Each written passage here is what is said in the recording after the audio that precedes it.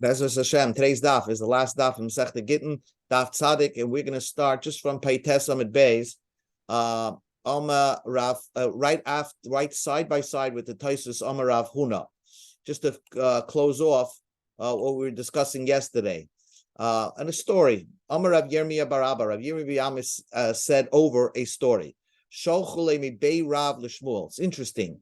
In the yeshiva boys of Rav, sent a question to Shmuel. So I'm understanding is that Rav passed away, and they had a halacha question, so they sent it to the other gadol in Bavel, Shmuel. Yelamdeinu Rabbeinu, teach us our master. We have a question in our place. Yotzo aleha koil mirishan. There was a girl who a rumor came out that she got engaged. Okay, a girl got engaged. Ubo achar, but then somebody else came to the same girl, v'kiddusha kedusha Torah, in front of Adim, gave a real kedushin to her. Mahu, what's the din? In other words, how do we go about this case? There's a rumor she was engaged beforehand, and now somebody else comes and in front of people gives her a vaday kedushin. Does she need, let's say, a get from the first guy? Can she remain with the second guy? Shalach lehu, so Rabbi Shalach lehu, so Rabbi Shmuel answered, Teitze, she can't remain with the second guy. V'hamidu hadavar abaria v'haidiuni. First try to get to the source of the rumor and then come back to me and tell me. So he didn't say that she needs a get from the second guy, but he said that she can't remain with the second guy. So what did Shmuel mean? Tell me the end of the story. Do we say that Shmuel meant to say the megalia milsa de kedusha kama lav kedusha malya ninhu? If it turns out, if we do an extensive detective research and we find out that the first guy that gave kedushin, that wasn't an appropriate kedushin, it didn't follow the halachas of kedushin. So therefore, mevat lidin kola, we're going to say that the first rumor is obsolete and she can remain married to the second guy.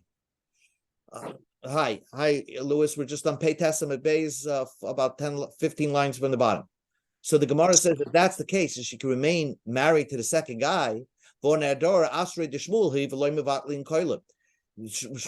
had a city called Nehardar. He was the rabbi of that city, and he always paskin that once a rumor comes out of a girl that she's engaged, that's it.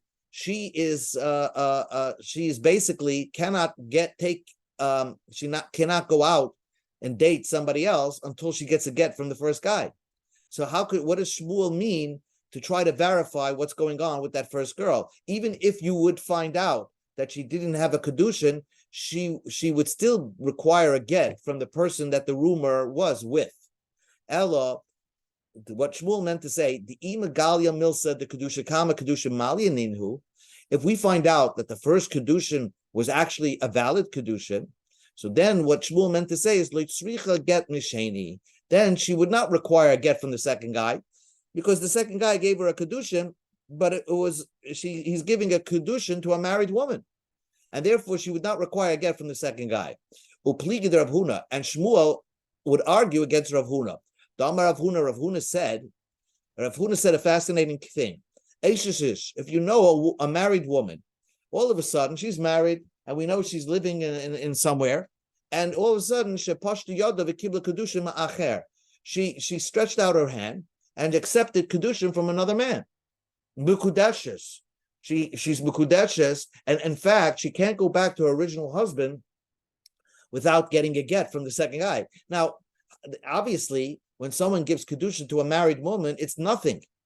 So why do we think, because she's married, why do we think she would need a gerushin from the second guy?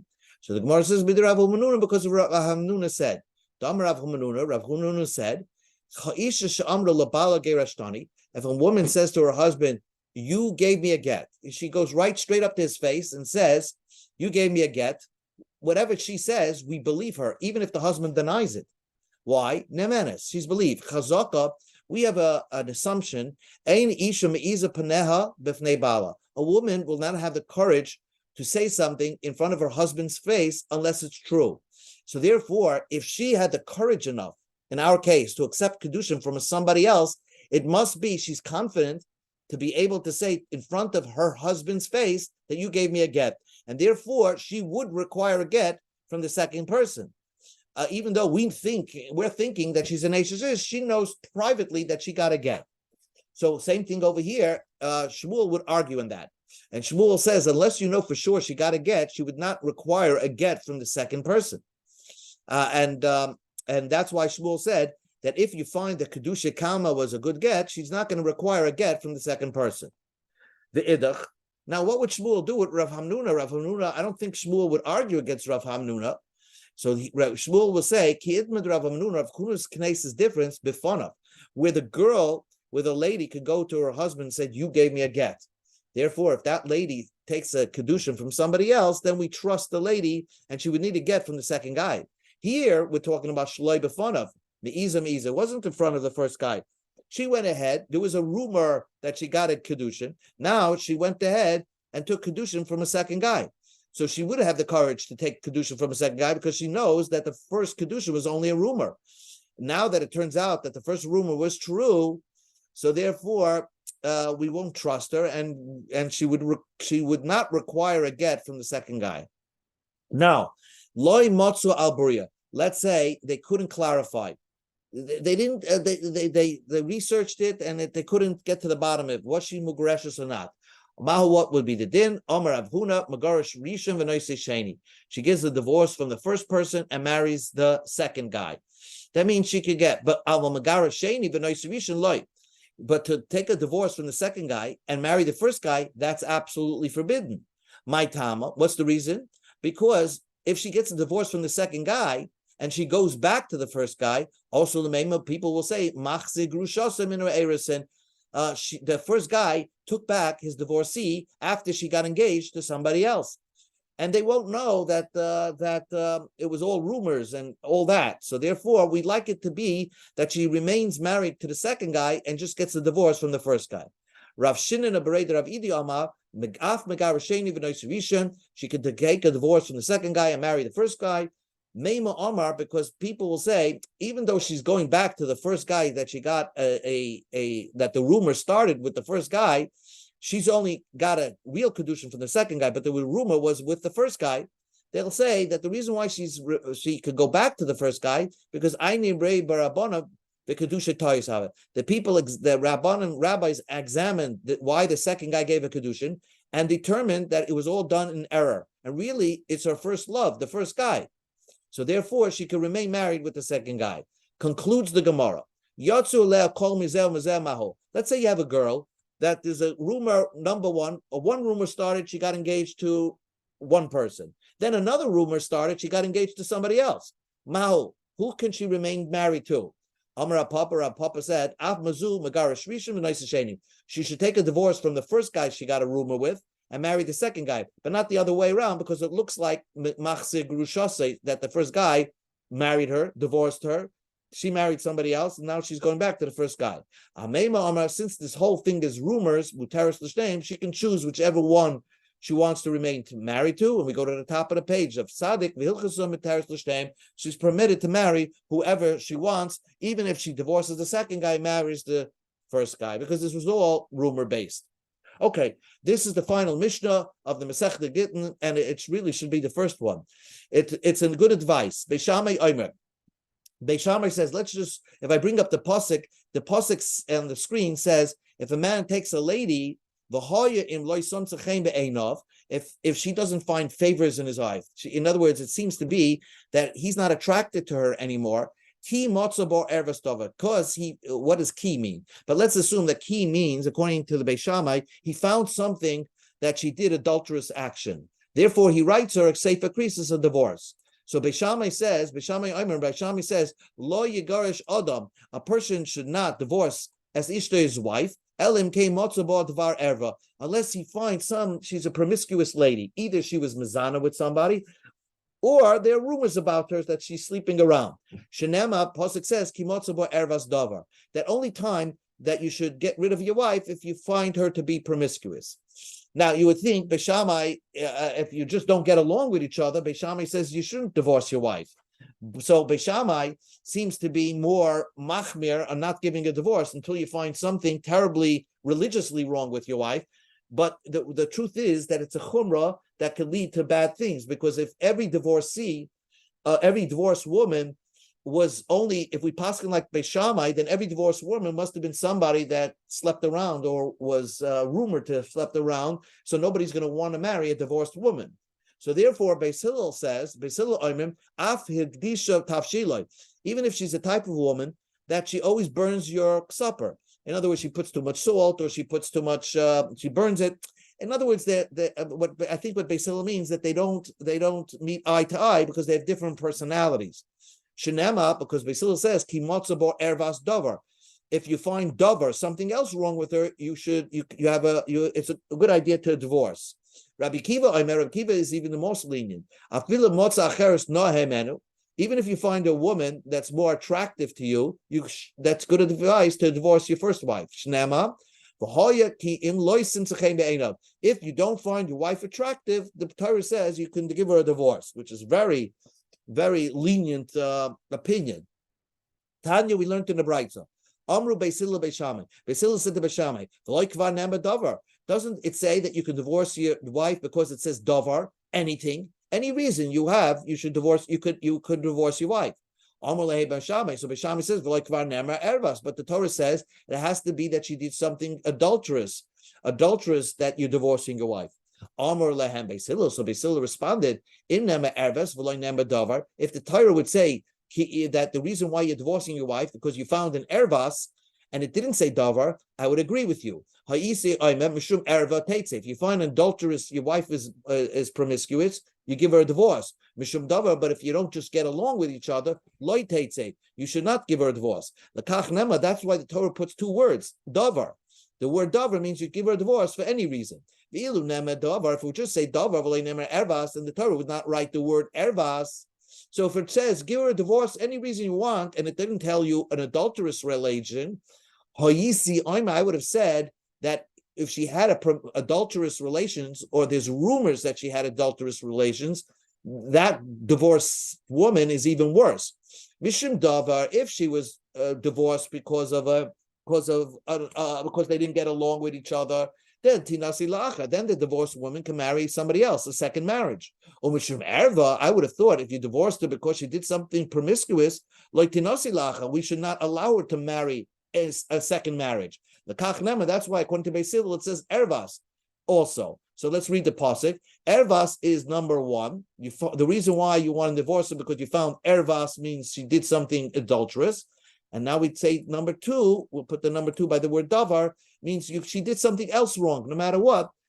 She burned your food, or you don't get along with each other. According to Beis Hillel, that's enough of a reason to give her a divorce. Now, Beis Shammai hay davar my avidly. Back into the Gemara, what does Beis Shammai do with the word davar? So the Beis Shammai says, Nemakan davar v'nemahan davar. Now, Pishtaim Edom, Pishloshim Eim Yokum Davar. That's this week's parsha. Ma'alahalan b'shnei Edom, Afkam b'shnei Edom. What Beis Shammai says is that the only time that you are forced to give a divorce to your wife, more than just a good idea, if you have two Edom that saw her dudznus, then you have to give her a divorce. So Al Pishnaim Edom, Kimotzi Bor Ervas Davar. She did an adulterous relations bidavar, with somebody watching, with two witnesses observing it. That's what Beis Shammai is going to learn. So it's one reason why you're giving a divorce for your wife. Beis Hillel responds back, if that's what the Torah only means, miksiv, does the Torah says erva bidavar, you found your wife doing a rayas bidavar in front of Edom, because davar means two people.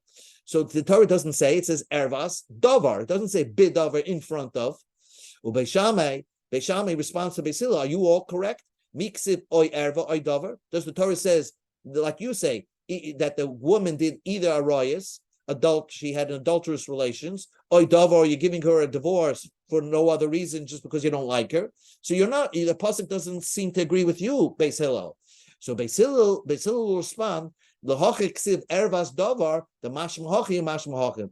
The Torah could have written ervas bidavar, and the Torah did not write ervas davar. So we see two things. One, that the erva has to be davar with two witnesses. But the Torah did not write bid davar because the Torah also wants you to read it as ervas davar, as if there's two things. Erva, and that's the reason why you're divorcing your wife, and davar, and because she did something else. Rabbi Kiva was most lightest opinion. Afilim motza acheres. Rabbi Kiva says, even if you found somebody else more attractive, you can divorce your wife. But by Kimi Palgi, well, how could Rabbi Kiva is arguing on Beis Shammai? What's the argument? The crux of the argument is how do you translate this key? You see the pasuk over here on the screen. If you don't find your wife attractive, key matzabor erves davar, because key would mean because, or key has another meaning. So the Amar Shlakish says key. The word key mishamash bedad l'shamis could mean four meanings.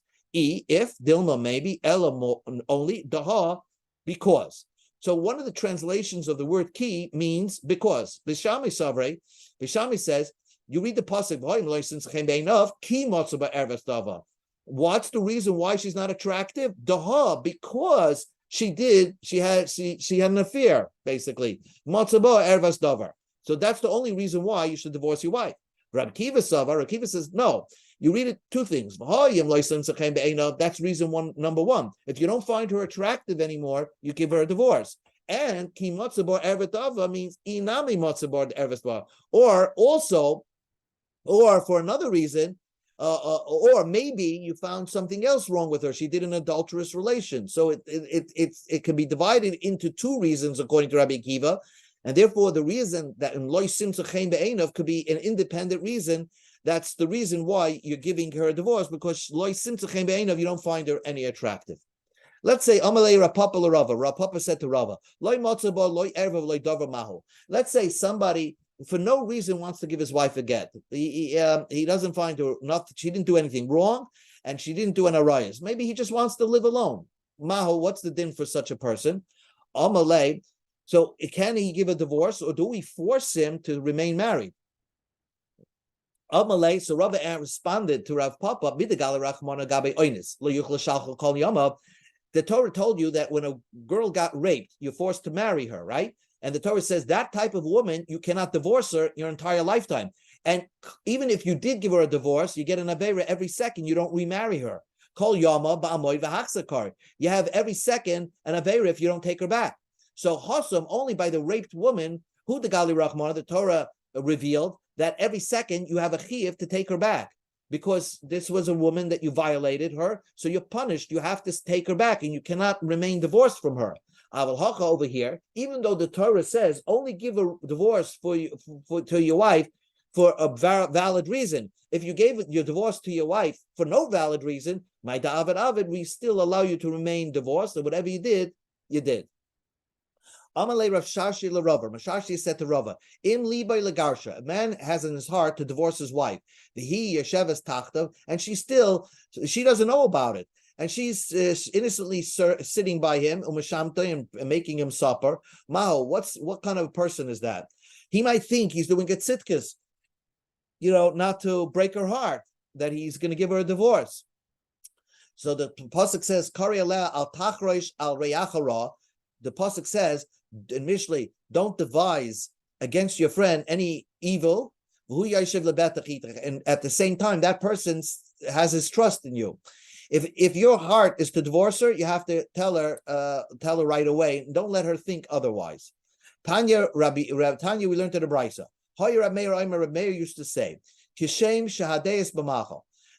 Just like there are different personalities when it comes to food. Some people like their food very, refined, and some people don't care so much. So also there are different personalities with women, and Rab Meir is giving you advice how to deal with them.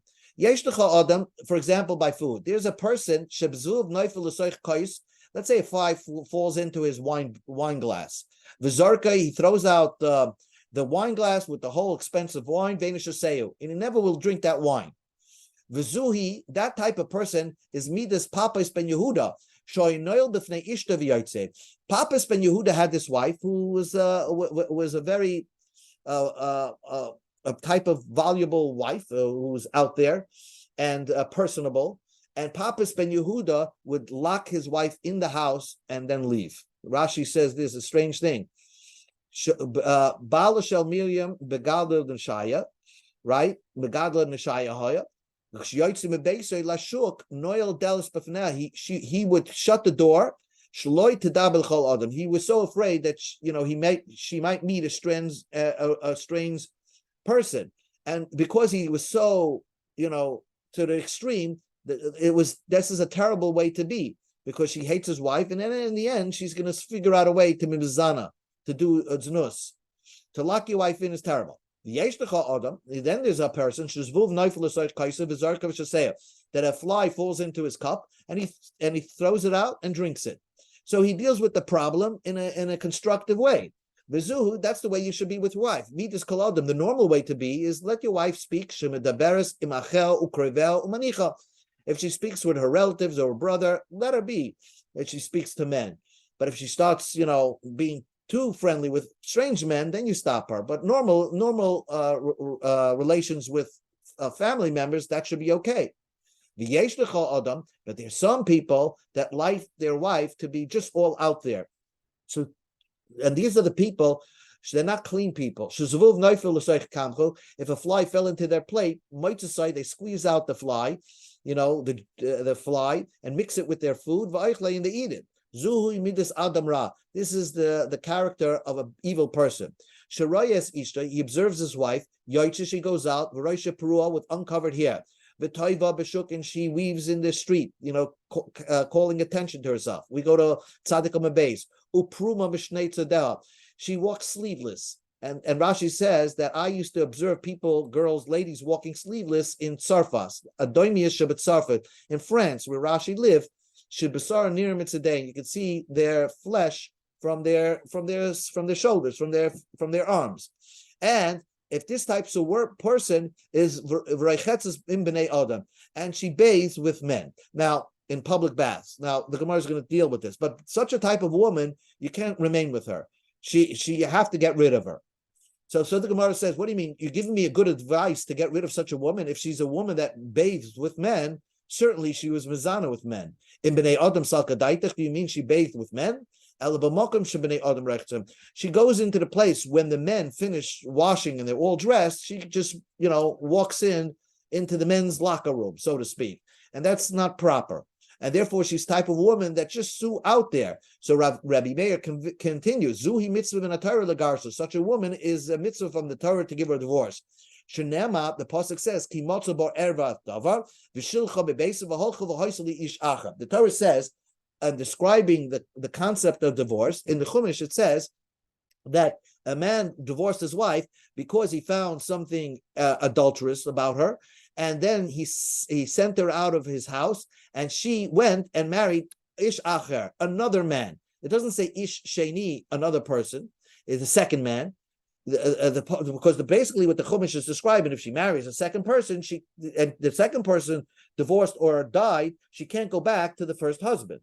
But so why does the Torah call it, if the Torah is dealing with just two husbands, so why does the Torah say she went and married ish acher, somebody else? The Torah should say she married man number two. So therefore, because she married man number two, she cannot come back and marry number one. HaKosef karoi acha. The Torah calls this person acher, somebody else.